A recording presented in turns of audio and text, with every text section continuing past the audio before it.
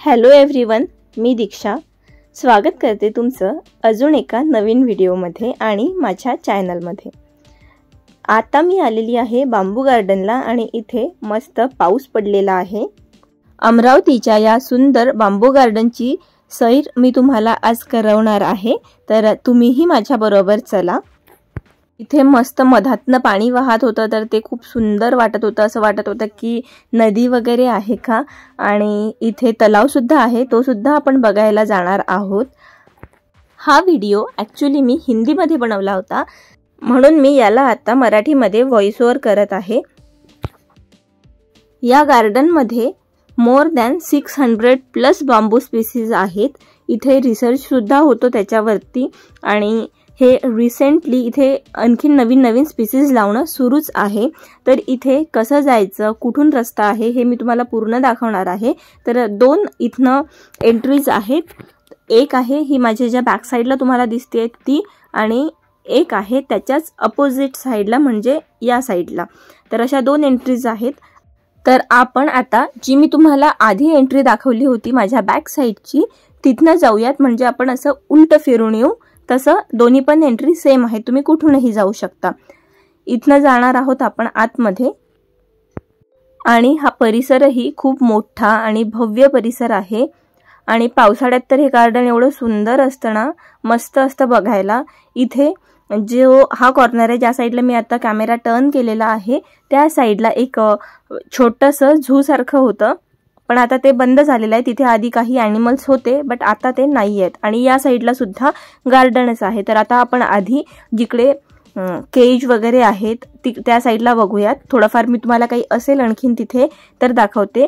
इथे ऑफिसेस आहेत याचे काही, जे पण मॅनेजमेंटचे असतील ते, आणि पावसाळा असल्यामुळे खूप सुंदर इथे ग्रीनरी असते। आणि जेव्हा पण पाऊस पडतो उन्हाळ्यातही, म्हणजे आत्ता उन्हाळा आहे, तर उन्हाळ्यातही जेव्हा पाऊस पडला एक दोनदा की असं सुंदर इथलं मस्त सगळं हिरवगार बहरून गेलेलं असतं गार्डन हे। या गार्डनमध्ये तुम्हाला काही जर कंप्लेंट्स वगैरे करायच्या असतील तर इथे दोन ऑफिस आहे, एक मॅनेजमेंट ऑफिस आहे आणि एक बॅक साईडला ऑफिस आहे। तर तिथे तुम्ही जाऊन कंप्लेंट करू शकता। आता आपण जिथे आलेलो आहोत, इथे आधी जसं मी तुम्हाला म्हटलं की ॲनिमल्स होते, तर आता जर काही ॲनिमल्स असतील तर ते मी तुम्हाला दाखवते। फॉर एक्झाम्पल इथे याच्यामध्ये हरिण होते, आता ससे होते, बरेच असे ॲनिमल्स होते। आता तिथे सध्या मला काही दिसत नाहीये। ओके, या साईडला तर नाही आहेत आता काही, पण आता मी तुम्हाला समोरची एक साईड दाखवते आणखीन, जिथे हरणं आहेत, तर आपण ते बघून घेऊयात। आणि एवढा ब्युटिफुल हे व्ह्यू दिसतोय ना, तुम्ही मस्त असं बघायला या, इथे फिरायला या, छान वाटेल तुम्हाला। तुमची वन डे पिकनिक खूप छान होईल इथे, फॅमिली पिकनिक। आणि इथे खूप फॅमिलीज येतात। त्याच्यानंतर अमरावतीमधले मोस्टली फोटोशूट्स जे आहेत ते इथेच होतात।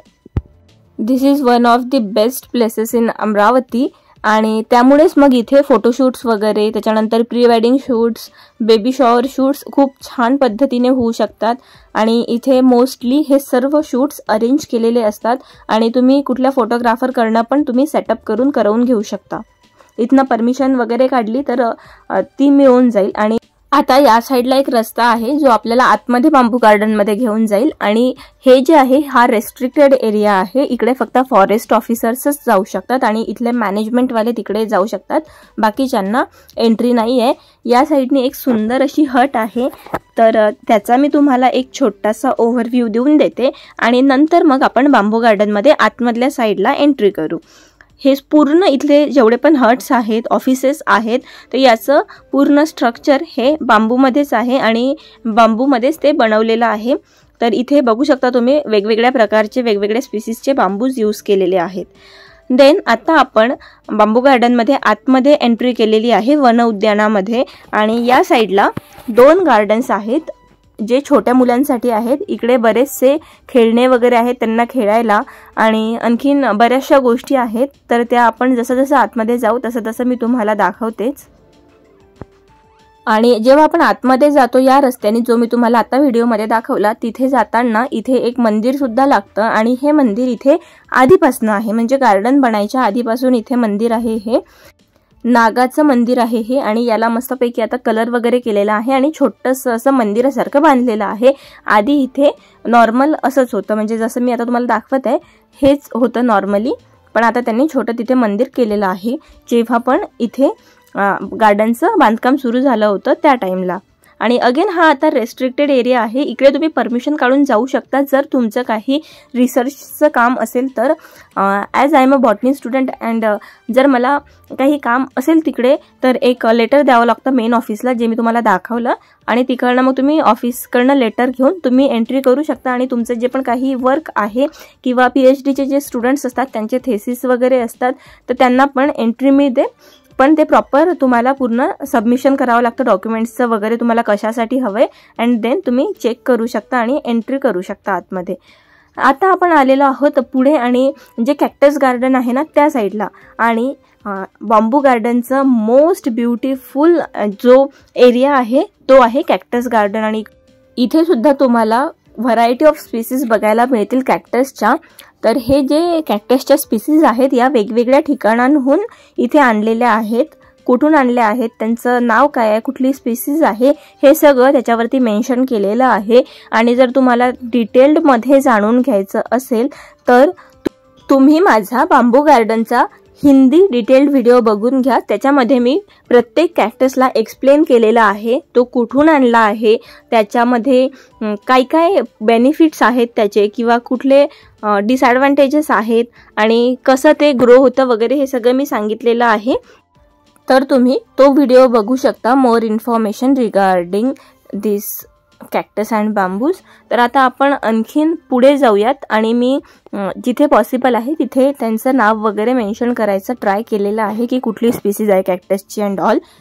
आणि खूप छान असं इथे फोटोजसाठी प्रॉप्स वगैरे ठेवलेले आहेत आणि पूर्ण ना इथे रियुजेबल मटेरियल यूज केलेलं आहे, जे पूर्ण आपण वेस्ट म्हणून फेकू शकतो असं मटेरियल जे आहे ते सगळं इथे यूज केलेलं आहे, जे पण डेकोरेटिव्ह आयटम्स बनवण्यासाठी आहेत ते.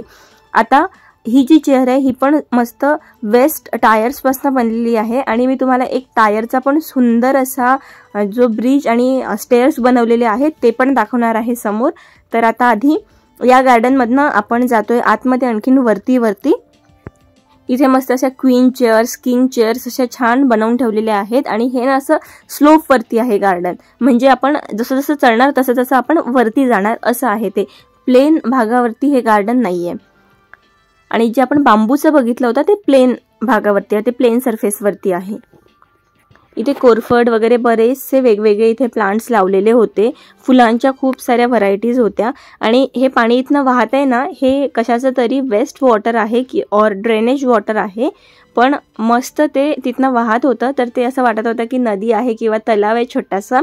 आणि खूप ब्युटिफुल हे डेकोरेट केलेलं होतं. जसं मी तुम्हाला म्हटलं की टायर्सच्या त्यांनी स्टेअर्स बनवलेले आहेत, तर ते आहे हे. आणि याला मस्त मेंटेन ठेवलेलं होतं छान कलरिंग वगैरे करून.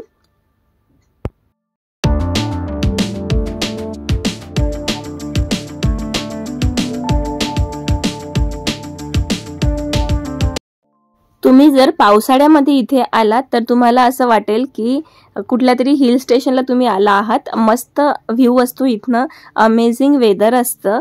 आणि कधी कधी उन्हाळ्यात पण जेव्हा पाऊस पडतो ना त्या टाइमला पण जर तुम्ही इथे आला तर तुम्हाला इथे खूप मजा येईल. इथे खूप सारे फोटो स्पॉट्स आहेत आणि इंस्टाग्रामेबल तुम्ही रील्स पण इथे छान शूट करू शकता. आणि सगळीकडे हिरवळ आहे, तर असं खूप सुंदर व्हिडिओज बनतील, खूप छान तुमचे फोटोज वगैरे निघतील. तर तुम्ही 1 डे ट्रिप नक्की फॅमिलीसोबत प्लॅन करू शकता, कारण तेव्हा खूप मस्त तुम्हाला फॅमिलीसोबत तुमच्या मजा येणार आहे. आणि अमरावतीमध्ये एवढं छान गार्डन आहे तर तुम्हाला दुसरीकडे कुठे जाण्याची गरज पण नाही पडणार. आणि सिंपल तुमचं मस्त एक दिवस फिरणं पण होऊन जाईल, जर तुम्ही रोज कुठे बाहेर निघत नसाल तर स्पेशली छान आहे हे.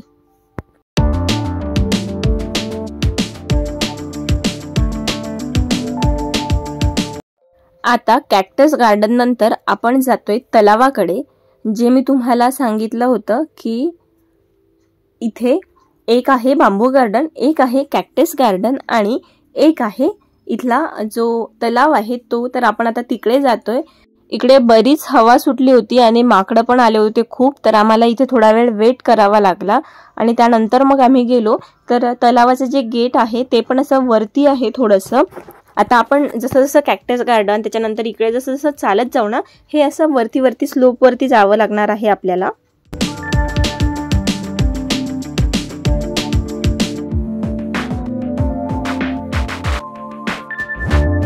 पण इथे पाऊस आला असल्यामुळे ना इथला रस्ता एवढा खराब झाला होता, तर आय सजेस्ट की तुम्ही शूज वगैरे घालून या. चप्पलनी तर तुम्हाला चालताच नाही येणार.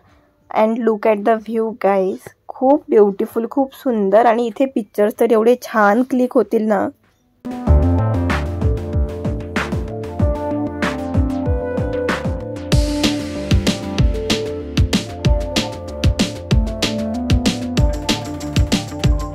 इथे बरेचदा स्पेशली पावसाळ्यामध्ये तुम्हाला खूप मोर बघायला मिळतील. आणि इथनं बॅक साईडला तुम्हाला समटाइम्स लेपर्ड और टायगर बघायला मिळू शकतो किंवा आवाज ऐकायला येऊ शकतो. आणि या साईडला रात्री नाही, 6च्या नंतर वाघ किंवा बिबटे असे फिरत असतात, म्हणून हा एरिया सुद्धा 6 वाजताच्या नंतर रेस्ट्रिक्टेड आहे, तर तिथे एंट्रीच नाही आहे. त्यानंतर आम्ही मग आलो अगेन. आता आपण कुठे आलोय माहिती आहे का, जिथनं आपण स्टार्ट केलं होतं ना तिथे, फक्त त्याच्या लेफ्ट हँड साईडला. तर आपण तिथे आलेलो आहोत. आणि या साईडला सगळे जे गेम्स आहेत ते लावलेले आहेत, रोप गेम्स आणि बरेच काही स्लायडिंग वगैरे, ट्रेन आहे, अशा बऱ्याचशा गोष्टी आहेत. तर इथे आपण एन्जॉय करू शकतो मस्तपैकी. तर आता तुम्हाला हा व्हिडिओ कसा वाटला मला नक्की सांगा कॉमेंटमध्ये. आणि याच्या हिंदी व्हर्जनला तुम्ही खूप प्रेम दिलंय, so thank you so much for that. And thank you for 3000 subscribers आता होतील आणि मॉनिटाईज होईल चॅनल काही दिवसांमध्ये. तर thank you so much for that also. तर कोणाला जर इथे अभ्यास करायचा असेल स्पीसीजवरती वगैरे, तर तुम्हाला ते अवेलेबल आहेच. कसं ते मी तुम्हाला सांगितलेलंच आहे ऑलरेडी, ते तुम्ही चेक करू शकता. ॲड्रेस जो आहे प्रॉपर बांबू गार्डनचा, ती लिंक आणि ॲड्रेस मी डिस्क्रिप्शन बॉक्समध्ये देईल. आणि आणखीन तुमच्या काही क्वेरीज असतील तर त्या तुम्ही मला कॉमेंटमध्ये विचारा किंवा इंस्टाग्रामला विचारा, मी नक्की तुम्हाला त्याचं आन्सर देईल. Thank you for watching. Bye, take care, spread happiness and love, and please subscribe to my channel. Thank you.